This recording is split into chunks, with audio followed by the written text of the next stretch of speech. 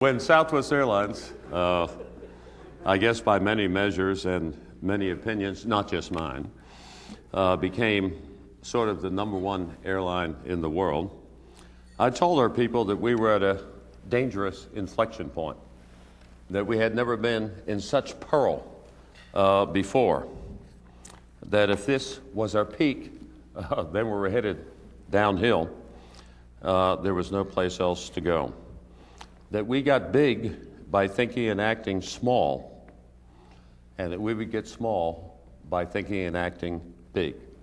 And by that I mean not paying attention to our employees, not paying attention to our customers and understanding their needs, their wants, and their desires, and suddenly engaging in what you might call institutional worship, where all of a sudden the institution and its internal functioning become more important than the results that it produces by paying attention to the outside world.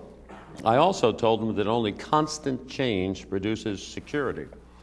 And when I talk about change, there has been, I think, in the whole history of humankind, a constant tension between those who welcome change, who are about 0.1% of humankind, and those who are opposed to it, who are the other 99.9%. But change is absolutely essential, in my opinion. Not changes in principles, not changes in values, but changes in tactics as the facts and circumstances change. And I think that we have to be, all of us have to be very aware of that and responsive to it in business. And I look at the America's Cup. You know, America won it for, 100 years in a row and then lost it. Obviously, we needed to do something different in order to keep it. The Central Leather Company at the turn of the century was, I think, the seventh. I wasn't there, by the way. It may look like it, but I was not alive at that time. It was a couple of years later I was born. But it was the 17th largest company in the United States of America. It made buggy whips and saddles, and it's gone, obviously, because it didn't anticipate what the automobile was going to bring to America. We said, we're just going to decide what we are as an airline. We're not going to talk about things, do we go into St. Louis 5 years from now? We're just going to define ourselves, and that will provide a strategic definition of Southwest Airlines. And we can depart from that, but it's kind of a guideline. You know, if you bump up against it, you realize you bumped up against it, and you can change. Circumstances change. And so basically we just said we're going to be a short-haul, high-frequency, low-fare, point-to-point carrier, using only one type of aircraft for safety as well as efficiency reasons. And they were going to define our market niche. You don't have a market niche unless you're willing to give up revenue. Everybody says, well, we have a market niche until somebody comes along and says, well, gee, there's a segment over here where you could develop additional revenue if you just go into it. And what you generally find is that you go into it, and yes, you get additional revenue, and your costs go up 28% as a consequence of that. So we basically said, this is what we are, this is what we're going to do, and we're not going to worry if there's a small percentage of the American people that don't like it and don't fly us. And that's the definition of a market niche. You have to write off part of the market or else you don't have one.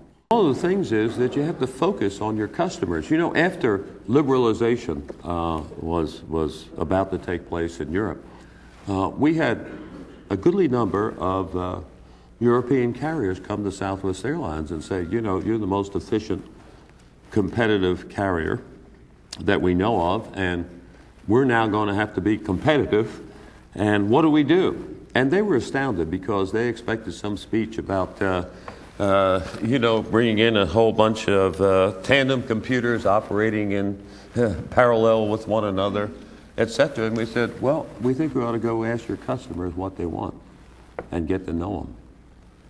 Because as a national carrier owned by your government, you've never had to do that. You've basically told your customers what they want, and since there was no competition, that was fine. They may have quite a different perspective on what they want and need from what you have been telling them that they want and need for many, many years. So go get to know your customer, get intimate with your customer, understand your customer, serve your customer's needs, instead of sitting around in sort of an ivory tower, deductively reasoning that we like this, therefore our customers might. And there's very rarely a conjunction between what people in the general office think is nifty and what the customers really want. Culture is everything at Southwest Airlines. Everything stems from that. And, you know, culture is hard to define. Diane von Furstenberg wrote me many years ago and said that she had flown on Southwest Airlines. And she said, I don't like your ambiance. And I wrote back and said, Miss von Furstenberg, I don't know what ambiance means. I'm just damn glad we have one. When the good times are there, everybody, most people seem to become very euphoric. And without any sense of historicity or any regard for futurity, they just assume that this is going to continue forever. Which, if you had any sense of history and any regard for the future, you'd know was not true, it was not going to happen, and that you had better be prepared and not profligate in good times so that you can survive and do well in bad times.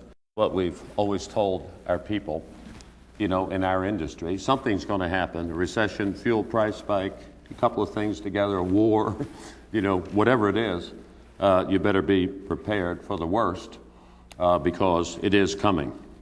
And I also told them that the biggest potential danger, in my estimation, that we had in the future was us. The old pogo statement. You know, I looked in the mirror for the enemy, and it was me. And what I meant was complacency, cockiness, arrogance, and they are the things that bring down companies ultimately because they're too much immersed in the moment and they think they're big stuff, and then they see a new competitor that's more efficient, more customer oriented, and guess what? They're no longer big stuff. I was sitting in my office one day and a young lady from the marketing department came in with some papers, and I said, Sue, what are you doing here? And she said, I'm here to let you think you made an executive decision. I was wandering around my office one day, and another young lady rushed up to me. It was about 12:15 Texas time, and she said, oh my God, we forgot to tell you whether you could go to lunch or not. And thirdly, just to show you what a fabulous leader I am, Melinda McCoy Russ, who used to work for Southwest Airlines, came into my office. She said, Herb, get your coat and put it on. So I did, obviously. You know, but then she got involved in an extraneous conversation with someone else. And I finally deferentially tapped her on the shoulder and said, Melinda, would you tell me whether I'm cold or am I going someplace? You know, I just like to be kept informed. Another thing that we felt very constrained by was rules. And, you know, it's impossible to sit in the general office and through deductive reasoning define exactly how each one of our 75 million passengers a year should be handled across the face of the United States. So we burned all our manuals. And we actually did that symbolically. Not the safety manuals, not the maintenance manuals or the flight operations manuals, but the customer service manuals. And there were, you know, 500 pages. Customer service agent customer would come up with a problem. Customer service agent, like they're going through the Encyclopedia Britannica, you know, looking for Roman numeral 6, small paragraph A, etc., to find out what the answer is. We said, to hell with that, just talk to the customer. And we have a few guidelines, and feel free to ignore them when you're dealing with customers. If you're leaning forward towards the customer, that's good, and we'll forgive you anything. If you're leaning backwards away from the customer, that's what makes us angry.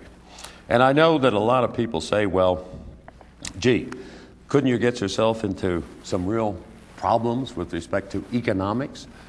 Well, if that happens with respect to what one of our good-hearted customer service agents does, guess what? We don't adopt a rule. We don't add to our management manual. Most manuals are really a substitute for managing, because people love to be able to say, oh, I'd like to do this for you, but see here on page 13, I can't.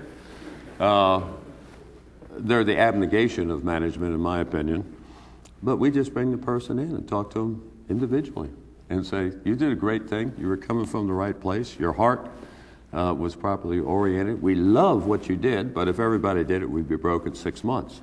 But you understand, we do that individually on a person-by-person basis.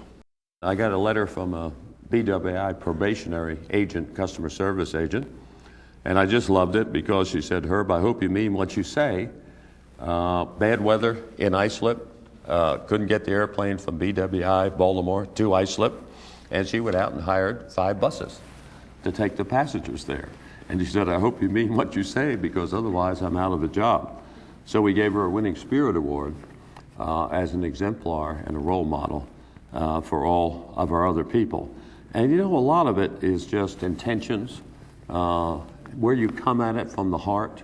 You may not be able to physically rectify the situation, but if you're leaning forward, if you're empathetic, if you're really sorry, and if you're caring, people will forgive you for things that otherwise you can't do anything about. It's sort of like Willie Nelson said, about his gravestone.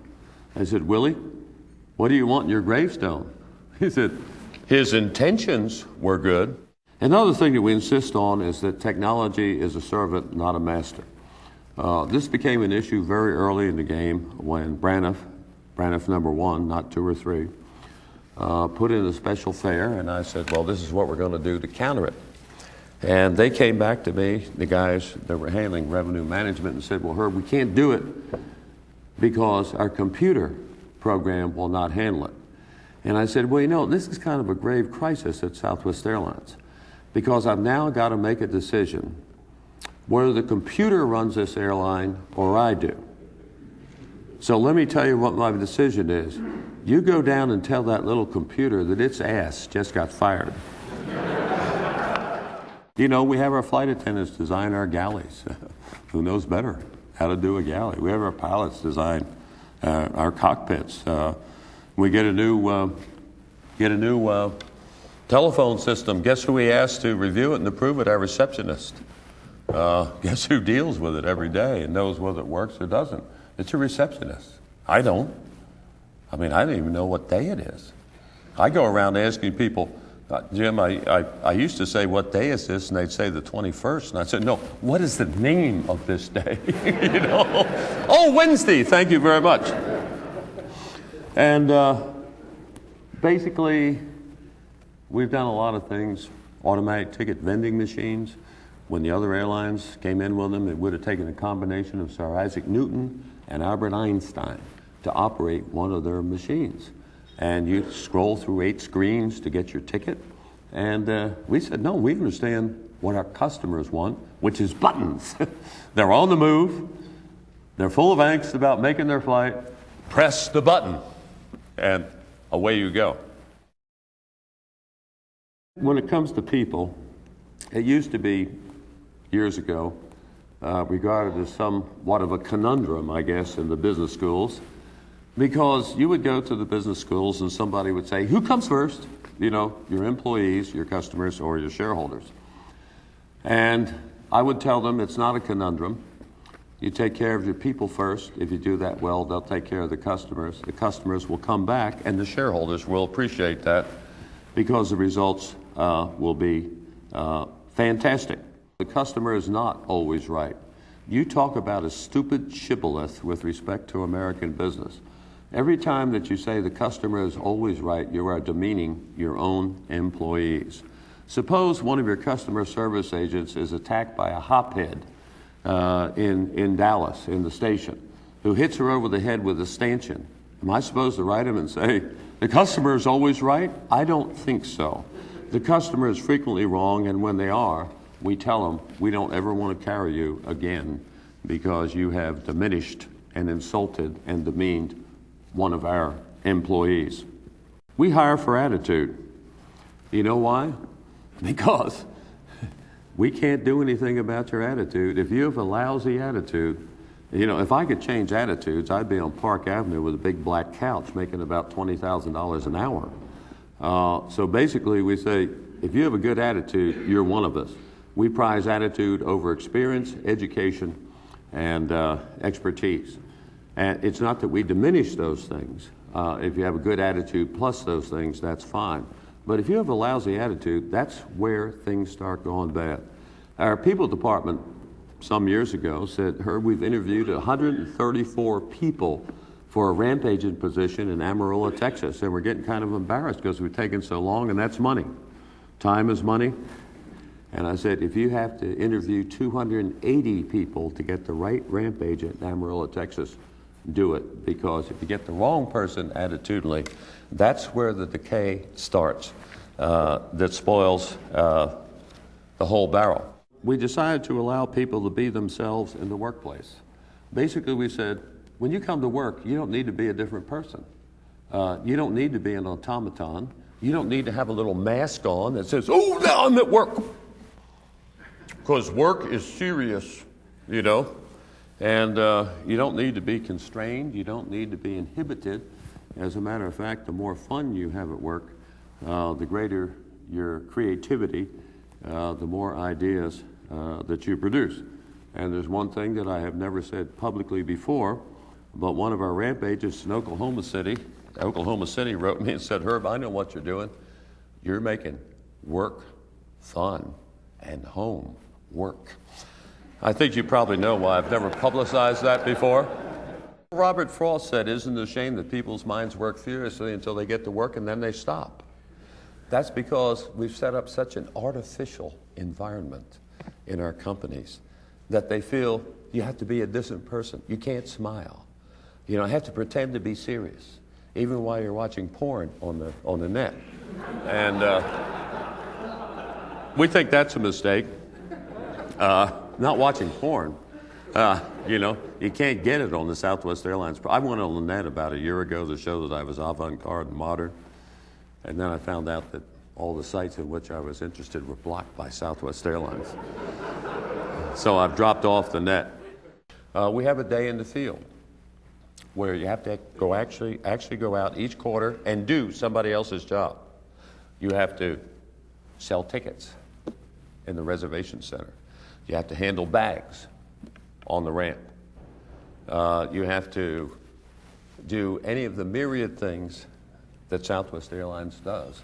And you don't go and drink coffee with the manager of that department or division, because we require a report on exactly what you have done. Fascinating. The intangibles are more important than the tangibles.